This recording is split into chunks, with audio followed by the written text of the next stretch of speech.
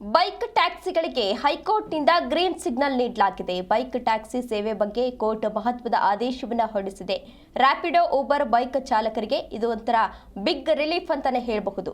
ಸೇವೆಗಳ ಮೇಲಿದ್ದ ನಿಷೇಧವನ್ನ ರದ್ದು ಮಾಡಿದೆ ಕೋರ್ಟ್. ಸಾರ್ವಜನಿಕರಿಗೆ ಮತ್ತು ಗಿಗ್ ವರ್ಕರ್ಗಳಿಗೆ ಬಿಗ್ ರಿಲೀಫ್ ಸಿಕ್ಕಂತಾಗಿದೆ.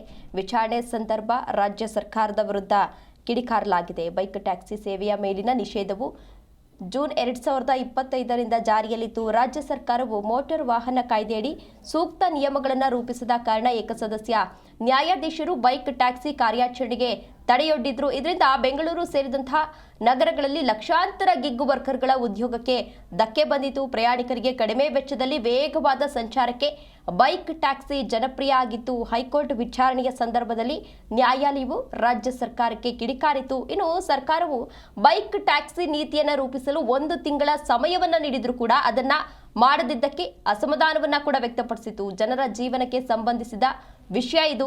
ನಿಷೇಧದ ಬದಲು ನಿಯಂತ್ರಣ ಮಾಡುವುದು ಒಳ್ಳೆಯದಲ್ಲವೇ ಎಂದು ನ್ಯಾಯಾಲಯ ಈಗಾಗಲೇ ಪ್ರಶ್ನಿಸಿತ್ತು. ಸರ್ಕಾರದ ವಿಳಂಬಕ್ಕೆ ಚೀಮಾರಿಯನ್ನ ಹಾಕಿ ನಿಷೇಧ ತೆರವುಗೊಳಿಸುವ ಬಗ್ಗೆ ಈಗಾಗಲೇ ಒಲವು ತೋರಿಸಿದೆ.